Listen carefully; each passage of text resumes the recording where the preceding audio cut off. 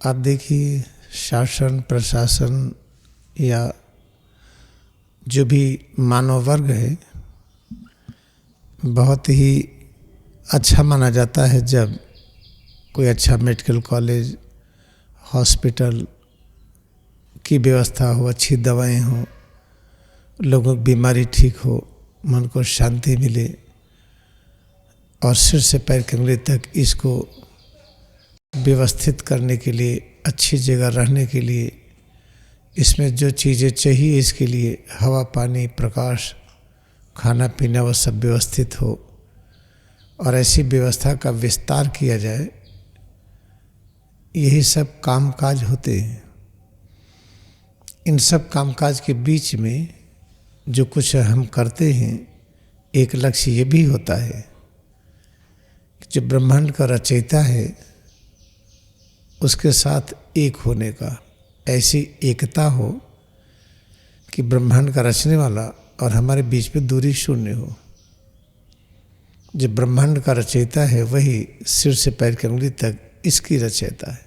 और रचयिता का गुण क्या है? जो ब्रह्मांड को बनाए, इनका गुण क्या है? उन्हें अनंत प्रेम है, अनंत प्रेम करते हैं। अनंत प्रेम तभी कर सकते हैं जब स्वयं वो सब रूपों में प्रकट हो, नहीं तो सीमित प्रेम होगा। क्रिया का सिद्धांत ही यही है और रचना और रचनाकार के बीच में दूरी शून्य है। तो सिर से पैर की उंगली तक ये जो रचना है, इस मन के एकाग्र करिए तो पूरी तरह से मन इसमें एकाग्र हो जाए।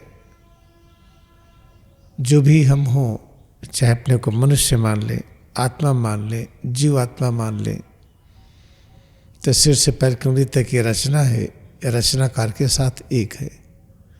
लेकिन जब इसमें हम दूरी बढ़ाते हैं तो कुछ परिवर्तन बहुत अच्छा लगता है, प्लेजर लगता है, और कुछ परिवर्तन प्लेजेंट नहीं लगता, अच्छा नहीं लगता है। तो इस तरीके से जब हम अपने मन को इससे प्रभावित कर लेते हैं, जो अच्छा लगता है, हम बार बार उसी को पाने का प्रयास करते हैं, तो बुद्धि अधूरी होती है। मन और बुद्धि की शक्ति से जो काम करते हैं वो अधूरा होगा, उसे बार बार कमी होगी और फिर से उस काम को व्यवस्थित करना होगा। लेकिन क्रिया योग ध्यान में ये ट्रेनिंग दी जाती है कि सिर से पैर की उंगली तक इसमें जितने तरह के परिवर्तन हैं, जिसको हम प्लेजर और पेन भी कहते हैं, कंफर्ट डिस्कम्फर्ट कहते हैं, दोनों में एकाग्रता एक समान बनाएं। दोनों में इतने एकाग्र हो जाएं कि न पेन अनुभव हो न प्लेजर अनुभव हो। फिर क्या अनुभव होगा? कुछ अलग सा। जब अलग सी अनुभूति होगी तो उसी समय ज्ञान प्रकट हो जाता है। ऐसा ज्ञान जिससे समस्याएं दूर होती हैं। हम पेन से जुड़ेंगे तब भी ज्ञान होगा, लेकिन अधूरा ज्ञान होगा। पेन से जुड़ने के बाद पेन को हटाने का प्रयास करेंगे तो दर्द की गोली खाई या कुछ भी किए, पेन हटा तो लगा कि समस्या गई। समस्या गई नहीं, अधूरी गई। कोई चीज़ बहुत अच्छा लगा, उसको पाने का प्रयास किए, उसको पाए हम, तो लगा कि जीवन का लक्ष्य पूरा हुआ। फिर पता चला कि सुख और शांति नहीं मिली। इसीलिए क्रिया योग ध्यान में ये जो सिद्धांत है कि सिर से पैर की उंगली तक स्वरूप में एकाग्रता बढ़ाइए, जितने तरह के परिवर्तन प्रकट होते हैं सभी को स्वीकार करिए। सभी प्रकार के परिवर्तनों में इतने एकाग्र हुई कि सारे परिवर्तन एक तरह से लगने लगे और ऐसा लगे जिसे हम स्वीकार कर सकते हो। और उस समय देखिएगा जो ज्ञान होता है बहुत अच्छा होता है, पूर्णता का ज्ञान होता है। जो भी काम करेंगे अच्छा होगा। लेकिन जो कड़ापन ढीलापन दोनों एक जैसा लगे तो ऐसा होने में खुश भी रहे हम, उस अनुभूति में लगे रहे हम। एक तो सुबह और शाम करते हैं एक्सक्लूसिव क्रिया, बाकी दिन भर काम करते हुए अभ्यास करिए, बैठिए मत। हाथ पैर सब चलाते हुए, काम करते हुए, सिर से पैर की उंगली तक इसमें होने वाले परिवर्तनों की अनुभूति करते रहिए। और आप पाएंगे जब काम करते हुए अपने स्वरूप में एकाग्र होते हैं और सभी प्रकार के परिवर्तन एक जैसे लगते हैं, खड़े हों, बैठे हों, चल रहे हों, हर समय जब एक जैसे लगते हैं तो उस परिवर्तन में एकाग्रता बनाए रखिए, तो जो काम करेंगे क्वालिटी काम होगा। उस काम से एकता स्थापित होगी। इस चीज पर ध्यान दीजिए और इसी तरह से अपने जीवन को हमें ले चलना है। कल शाम की कक्षा में हम लोग ये समझने का प्रयत्न कर रहे थे कि इस देश में हर घर में अखंड रामायण होता है और रामचरितमानस को बहुत अच्छी तरह हम लोग पढ़ते हैं, बड़ा सम्मान करते हैं, लेकिन उसको पढ़ने करने से हमारी समस्याएं नहीं दूर हो रही। कारण क्या है? जितनी समस्याएं हैं, चाहे गरीबी हो, अंदर की जीवन शक्ति कम हो, शारीरिक बीमारियां हो, मानसिक चिंता हो, पारिवारिक एकता हो, हाँ, जब तक अखंड पाठ होता रहता घर वाले जुटे रहते हैं, जैसे खत्म हुआ फिर अलग हो गए, उस एकता का कोई बहुत मतलब नहीं होता है। हम भंडारा कर रहे हैं, एक साथ बैठ के खाना खा लिए, एक साथ चाय कॉफ़ी पी लिए, एक साथ अखंड रामायण का पाठ सुन लिए, ऐसी एकता बहुत अधिक काम नहीं देती है। हमें और अच्छी एकता चाहिए। तो इसको अच्छी तरह समझ लीजिए कि और अच्छी एकता के लिए ये जानना पड़ेगा कि रामचरितमानस में तुलसीदास जी ने स्वयं लिख दिया है कि हमारा भगवान से प्रेम कितना हो। जैसे कामुक व्यक्ति नारी से प्यार करता है। कामुक व्यक्ति क्या है? जिसकी बहुत इच्छा हो कोई लड़का किसी लड़कियों के साथ रहने की, तो जितनी इच्छा हो, जितना प्रेम हो, उतना भगवान को हम प्यार करें।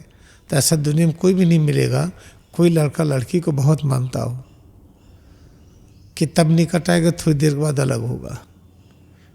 चाहे इतना ज़्यादा लड़की लड़का एक दूसरे को पसंद करते हैं, बिना ईश्वर रह सकते हो, लेकिन मिलेगा, थोड़ी दिनों के बाद अलग हो जाएंगे। नहीं तो 2 घंटे के लिए तो अलग हो जाएगी, कुछ घंटे के लिए अलग हो जाएगी। तो क्या भगवान को इतना ही प्रेम करना है? उत्तरकांड के अंत में लिखा है। फिर ये भी लिखा है कि जैसे लोभी धन को प्यार करते, हे प्रभु ऐसे हम आपको प्यार करें। कोई भी लोभी नहीं मिलेगा जो धन को ज़्यादा प्यार करे। उस शरीर के अंदर बहने वाले जीवन को प्यार करता है, धन को खर्च कर देता है बीमारी को दूर करने के लिए। तो क्या भगवान को हम इतना ही प्यार करें लोभी की तरह? इसका मतलब कि तुलसीदास जी भगवान को जो प्यार करते थे बड़ा सीमित था। तो कैसे मान लेते हैं कि उनके द्वारा लिखी हुई रामचरितमानस का अखंड पाठ पढ़ने पर सुख और शांति मिलेगी? इसलिए नहीं मिल रहा है। हर घर में साल में एक बार तो होता ही अखंड पाठ। घर में नहीं होता तो कहीं होता, हम ज्वाइन करते हैं, या घर में पूज्य ग्रंथ माना जाता है। इसलिए होली साइंस की हम चर्चा करते हैं। जो इस समय जो सदग्रंथ है होली साइंस, ऑटोबायोग्राफी ऑफ योगी, और उस पर अच्छी तरह चलने के लिए जो आहार विज्ञान और गांधी जी के द्वारा जो सेवाएं हैं, वो सब, इन सबको आप पढ़िए तो समस्या दूर होगी। रामचरितमानस का अर्थ नहीं आता है। अगर उस अर्थ में आता है कि राम ने रावण को मारा है तो पढ़ना बंद कर दीजिए। लक्ष्मण शूर्पणखा की नाक काटी है तो पढ़ना बंद कर दीजिए। राम हिरण को मारे हैं सीता के कहने पर, बंद करिए पढ़ना। ये सब घटनाएं ठीक नहीं है। नहीं भाई, सीता अग्नि में प्रवेश करो, मैं नरलीला दिखाऊंगा, तो इसका मतलब धोखा दे रहे हैं, चीटिंग कर रहे हैं। उनको अग्नि में बैठा करके जैसे किसी को छिपा करके तीसरे को गवाही दे दीजिए कोर्ट में। क्या कर रहे हैं भाई? लीला दिखा रहे हैं।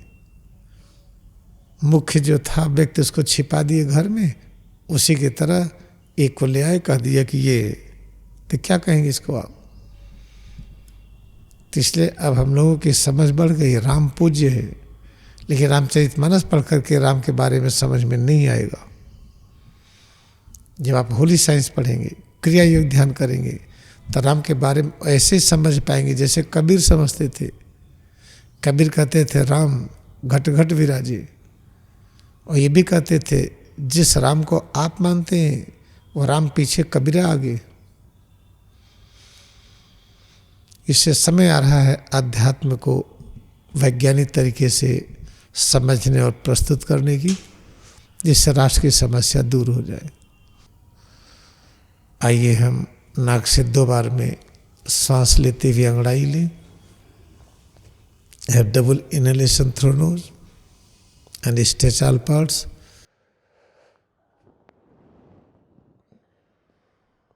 दो बार में श्वास बाहर निकालते हुए सब ढीला कर दें। Double exhalation, relax all parts. जो कुछ अनुभूति कर रहे हैं इसी अनुभूति को स्वीकार कर लेने पर ज्ञान होगा कि रचनाकार के बीच में दूरी शून्य है।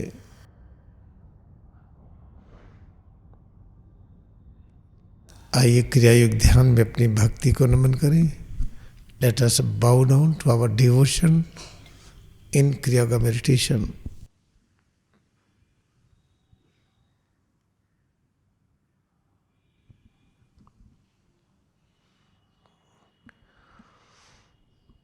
Now we will sit and open eyes. आंखें खोलें।